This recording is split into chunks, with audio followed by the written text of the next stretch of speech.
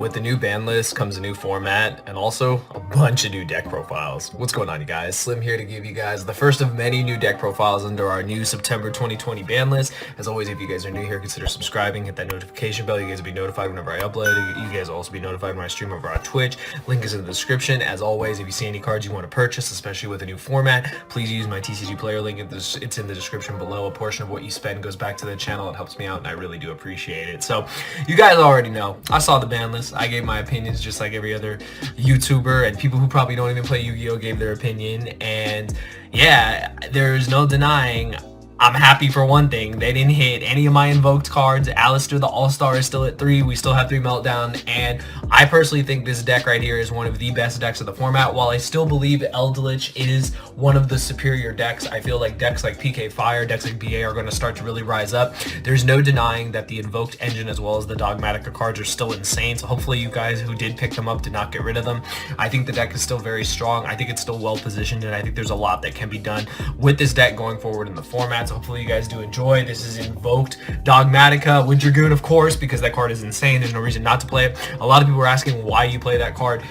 There's no reason not to play it. I understand a lot of people think that it becomes like minuses, like how you don't use your Dogmatika effects and stuff, but you have to understand, if you're establishing a Makaba plus a Dragoon, you're playing through hand trap, you're doing whatever, you're setting up a board so that you're going to kill your opponent the next turn if you don't open the regular board that you would with Dogmatika. So you have multiple engines to use, and you have multiple routes you can go with the deck. So that's why I think it's still really important to play it in this deck, and I really like it.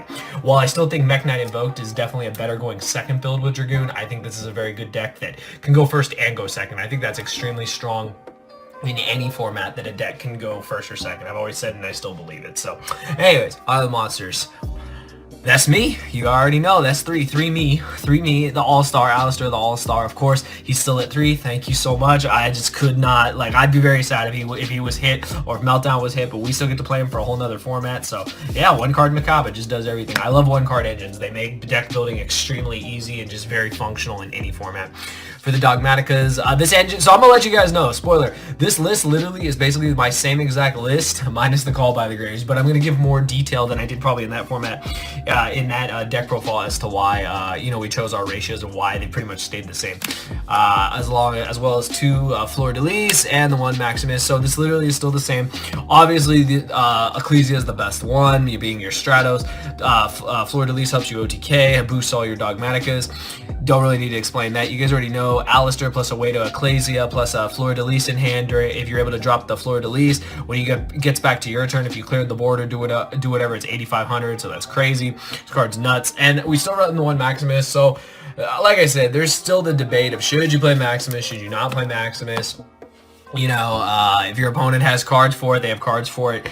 The beauty of this card is that a lot of times you're just using it as an extender. The whole point of the Dogmatika engine, if your goal, now that's the thing, is if your goal is to summon Dragoon, if you do have the cards necessary to summon Dragoon going first or whatever, it's an awesome effect. Obviously, either way to use Maximus, this can just become an extender. I think the card's still really necessary because no matter what, even if your opponent does have the you know, the engine and stuff, when you use Maximus, don't haphazardly, don't shotgun this card. You don't have to use the effects of the Dogmatika card. They're not mandatory. So by not activating the effects, you actually save yourself from getting blown out by like cards like Entis and other stuff like that. So I think 1 Maximus is still fine. I don't think 2 is necessary.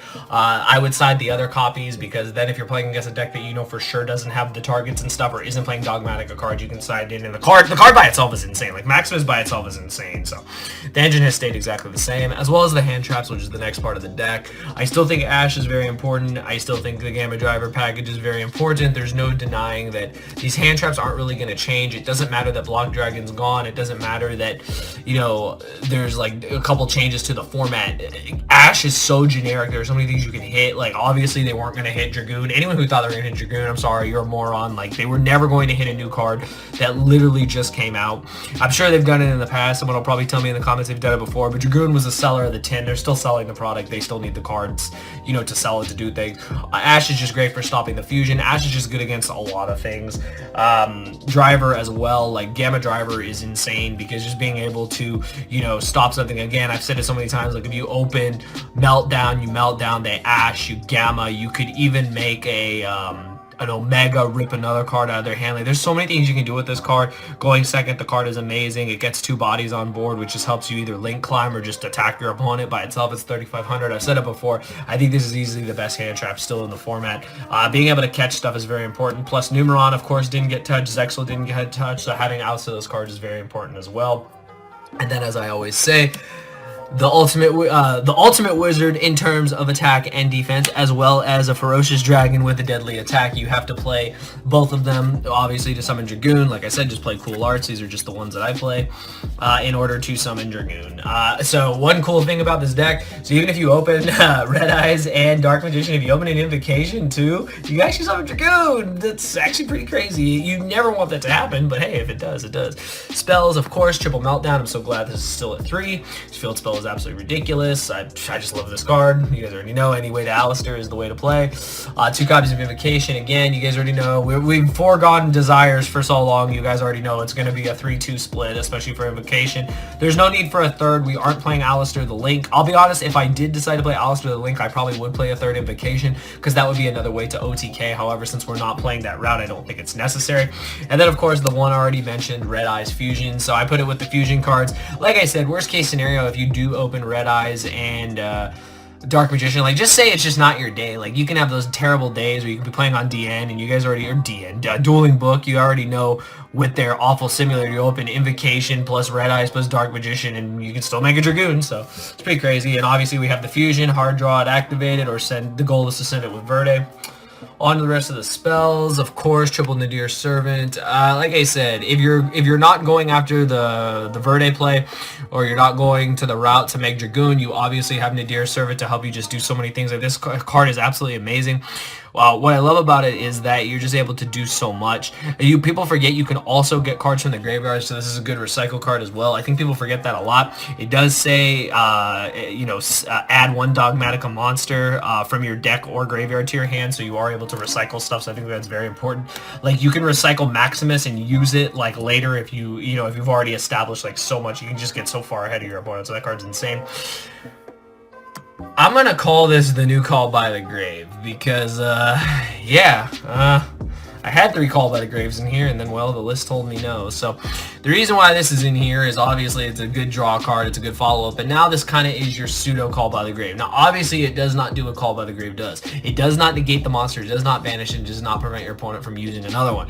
However, what this does do, it does give you a follow-up. When you get negated by something, like, say you go Meltdown, they go Ash, you go Chain Talent, you can then try to draw into Invocation, you can try to rip another card out of their hand, you can try to, take a monster, like if they have Dragoon, it's a non-targeting change of heart, you can just take it. I think this card is essential this format, and I'm sorry if you guys didn't pick them up. This card skyrocketed because of the list.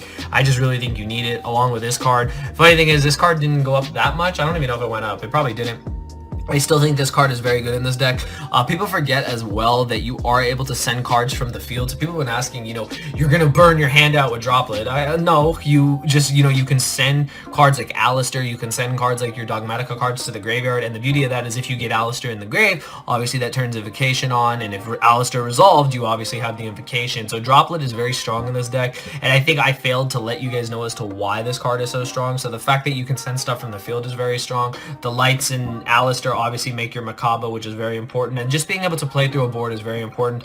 A lot of decks, Infernoble and Adamantipator, they're still decks. There's still decks in the format that are going to be able to put up insane boards, so you definitely need a card that, in my personal opinion, is still better than Dark Ruler No More. You can still attack, still do damage, still win the game that turn. You need a card that can just completely turn off the board, and that's what that card does. And talents, I'm sorry, you guys, you gotta have it. You gotta have it this format. Till we get Crossout Designator, whenever we get it, that'll be the other Call by the Grave replacement. Speaking of the devil, I had 2 more, but they I'm sorry. Until I love the fact that I have tactical talent, but I'm sorry, that's no reason to put this card to 1. I'm sorry, like, if that's to sell that card, I'm not for it. Like, I'll tell you right now, I'm not for it. I don't care if I have all the cards in the game. having only one Call by the Grave sucks, but I still play it as a power 1-up. People think it's not worth playing. I think it's still worth playing. It's a power 1-up. Like, it's similar to Terraforming. They're power 1-ups for a reason. Like, you have to play them. So we cut the 2 other copies. The deck is at 40 because of that. So I mean, it wasn't any genius deck building thing. It just kind of happened. So shout out to the list for making my deck 40 cards, which is supposedly the best number. But Call by the Grave, I still play it because, hey, if we have it, we have it. It's good going first or going second, so there's no reason not to play it. And then Terraforming, obviously, is our other copy of Meltdown. And then the traps are exactly the same.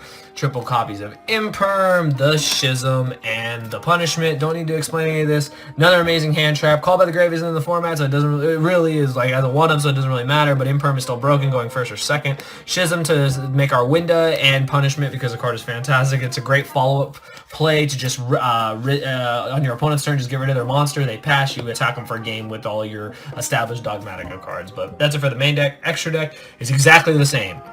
2 copies of Makaba, Purgatrio, and Dagodius. This has not changed. This will not change. I don't think there's any reason to change this. You can make the argument for 1 Makaba, but I think 2 come up. For me, they come up because we're not relying so much on Punishment to where we're fully locked out of the extra deck for a turn.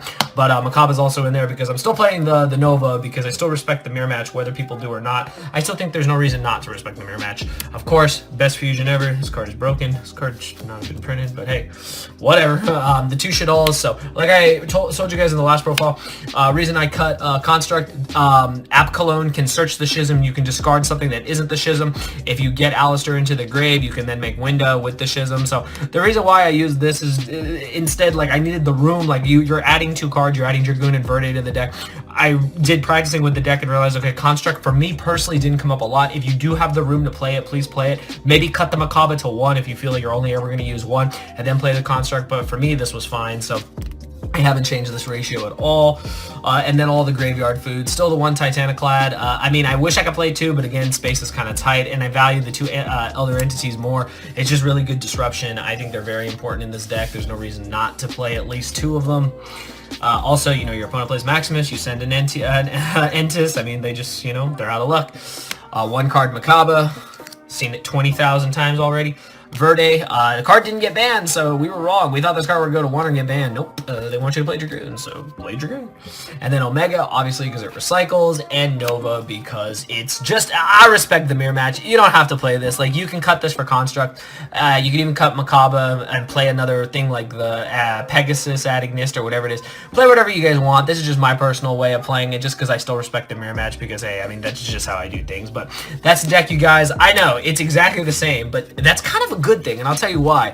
It proves that the deck didn't have to go through dramatic changes. Obviously, losing the Call by the Graves, I personally feel, is impactful, but since we do have access to talent, and anyone who plays online will have access to talent as well, when Crossout Designator drops, that will probably be the card that replaces the extra copies of Call by the Grave, and it'll probably be a staple, like 2 to 3 of them, like every deck. I personally think that this deck is still very strong. I think it's very well positioned in this format, and I think people need to realize that, you know, decks like this are, you know, people don't think they're the best deck of the format. I don't think it's the best deck of the format. I definitely think it's top tier, though. I think it's easily probably tier 1.